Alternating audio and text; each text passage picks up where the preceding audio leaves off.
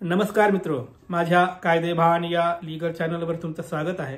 तर आजच्या व्हिडिओचा विषय आहे की सेकंड वाईफ, दुसरी बायको जो आहे तिला सेक्शन 125 ऑफ CRPC च्या अंतर्गत मेंटेनन्स मागता येतो का, त्या संदर्भाने काय तरतूद आहे आणि जजमेंट काय ते बघूया। तर सेक्शन 125 ऑफ CRPC च्या अंतर्गत जेव्हा तुम्ही मेंटेनन्ससाठी अर्ज टाकता त्याचा गाभा असला पाहिजे की the wife is unable to maintain herself, हा एक पॅराग्राफ लिहायला लागतो, विस्ताराने लिहायचा असतो। ते लिहिलं नाही तर ॲप्लिकेशन रिजेक्ट होतं।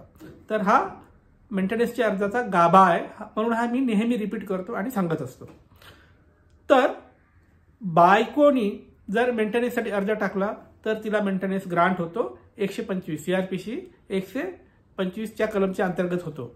पण ही मेंटेनन्स मागणारी बायको जर सेकंड वाईफ असेल आणि नवऱ्याचं आधीचं लग्न कायदेशीररित्या डिझॉल्व्ह झालेलं नसेल, डिवोर्स डिक्री कायदेशीररित्या घेतली नसेल, असे बरेच केसेस आहेत आपल्या अवतीभवती। जर तुम्ही जाऊन बघितलात, खूप लोकांचं असं दिसतं की जी बाई त्यांच्यासोबत बायको म्हणून आता नांदते आहे, तिला मुलं बाळ झाले आहे, 15-20 वर्षाचा संसार झाला आहे, पण खोलात जाऊन चौकशी केल्यानंतर असं लक्षात येतं की याची आधीची बायको जो यांनी सोडली तिच्याशी कायदेशीर घटस्फोटच घेतला नाही आणि दुसरी बायको मात्र आता 15-20 वर्षापासून संसार करत आहे। आणि आत्ता जर काही यांच्यात वाजलं आणि या बायकोने जाऊन क्लेम सांगितला सेक्शन 125 च्या अंतर्गत मेंटेनन्सचं, तर या बाईला मेंटेनन्स मिळत नाही।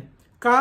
कारण सूत्र असं आहे, प्रिन्सिपल असं आहे की एखादं लग्न कायदेशीररित्या डिझॉल्व्ह झालेलं नसेल, त्याला घटस्फोट घेतलेला नसेल किंवा आधीच्या बायकोला कायदेशीररित्या तिच्याकडून घटस्फोट मिळवलेला नसेल, तर हे जे दुसरं लग्न आहे ते कायद्याला अमान्य आहे। त्याच्यामुळे दुसऱ्या लग्नामधून जी बायको आली ती बायको सुद्धा कायद्याच्या नजरेत बेकायदेशीर बायको आहे। त्याच्यामुळे जर ते लग्न बेकायदेशीर आहे, दुसरी बायको बेकायदेशीर आहे, तर बायको म्हणून मेंटेनन्स मागण्याचा इथं जो हक्क आहे सेकंड वाईफचा, तो कोर्टात टिकत नाही। का टिकत नाही? कारण पहिलं लग्न डिझॉल्व्ह झालं नाही, म्हणून दुसरं लग्न बेकायदेशीर, त्याच्यामुळे ती बायको मेंटेनन्ससाठी डिस्क्वालिफाईड ठरते। असं एक सिंपल सूत्र आहे। या संदर्भाने काही जजमेंट आहे का? हो, जजमेंट आहे। जजमेंटचं नाव आहे Khemchand Omprakash Sharma versus state of Gujarat. जजमेंटचं इयर आहे 2000।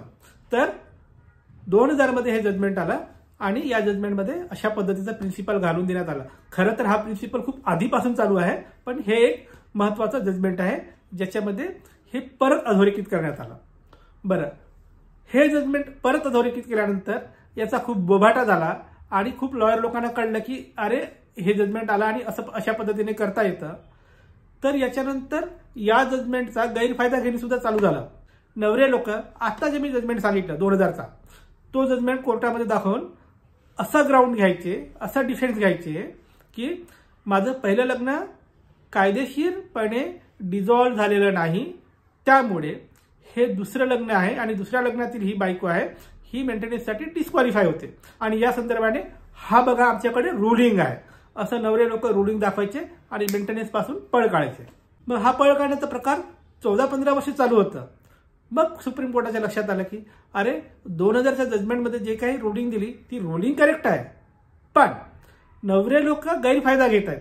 मग अगदी त्या रुलिंगच्या अपोजिट वाला जजमेंट 2014 मध्ये आला। त्या जजमेंटचं नाव आहे बादशाह वर्सेस उर्मिला बादशाह गोडसे, हे आहे जजमेंटचं नाव। याच्यामध्ये सुप्रीम कोर्टाने म्हटलं आहे की कायदेशीर तरतुदीचा नवऱ्याकडून गैरफायदा घेऊन अब्यूज ऑफ लॉ करता येऊ शकत नाही, अशा पद्धतीचं रुलिंग या जजमेंटमध्ये दिलं आहे। ऍक्च्युली ते वर्ड्स काय ते तुम्हाला सांगतो। ते वर्ड्स असे आहेत Maintenance to second wife by keeping that lady in dark about the first surviving marriage. He cannot be allowed to take advantage of his own wrong. हे खूप महत्वाचं आहे। And turn around to say that such woman not entitled to maintenance. म्हणजे नवरे लोक 2000चा जो judgement आहे त्याचा वापर करून स्वतःचे पाप लपवू शकत नाही आणि दुसऱ्या बायकोला मेंटेनन्स पासून वंचित ठेवू शकत नाही. पण त्याच्यासाठी काय सांगितलं आहे, टेस्ट काय सांगितली आहे की ते महत्त्वाचं आहे. ते हे आहे की पहिलं लग्न झालेलं होतं ही गोष्ट दुसऱ्या बायकोला न कळवता, तिला ही माहिती न सांगता किंवा याबद्दल तिला अंधारात ठेवून जर दुसरं लग्न केलेलं असेल तर या केसमध्ये हे जे नवरे लोक आहेत हे सेकंड वाईफला मेंटेनन्स पासून डिप्राइव्ह करू शकत नाही. तिला मेंटेनन्स मिळवण्यापासून किंवा मेंटेनन्स देण्यापासून तिला वंचित करू शकत नाही. अशा पद्धतीचं एक्झॅक्टली अपोजिटवालं रुलिंग किंवा अपोजिटवालं जजमेंट 2014 मध्ये दिलं. त्यामुळे मित्र, तुम्ही जर एखाद्या सेकंड वाईफची केस लढत असाल आणि तिला मेंटेनन्स मिळवून द्यावं याबद्दल जर तुम्ही ड्राफ्टिंग करत असाल तर काय आलं पाहिजे की त्याची जेव्हा तुम्ही मांडणी करता त्या मांडणीमध्ये ह्या दोन्ही केसमध्ये जे काही ग्राउंड सांगितले आहेत त्याचा व्यवस्थित विचार करून अशा पद्धतीने मांडणी करायची की सेकंड वाईफचा मेंटेनन्स रिजेक्ट होणार नाही. मग त्या मांडणीमध्ये सगळ्यात महत्त्वाचं काय पाहिजे की सेकंड वाईफला पहिल्या लग्नाबद्दल माहिती दिलेली नव्हती किंवा पहिल्या लग्नाबद्दल अजून घटस्फोट झालेला नाही ही माहिती दडवून ठेवली होती. अशा पद्धतीचं ड्राफ्टिंग करा म्हणजे सेकंड वाईफला सुद्धा मेंटेनन्स मिळू शकतो आणि त्याबद्दल ही तरतूद आहे.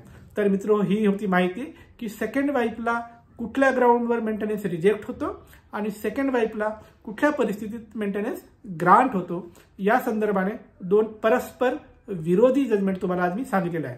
तर मित्र, तुमच्यासाठी असंच मी कायद्याशी संबंधित वेगवेगळे व्हिडिओ आणत राहीन. कायद्याचं ज्ञान वाढवण्यासाठी माझं लीगल चॅनल कायदेभान पाहत राहा. आणि हो, ज्यांना कायदेशीर सल्ला हवा आहे ते मला संपर्क करू शकतात. माझा नंबर तुमच्या स्क्रीनवर दिसतोय. पण संपर्क म्हणजे फोन करायचा नाही, अजिबात फोन करायचा नाही.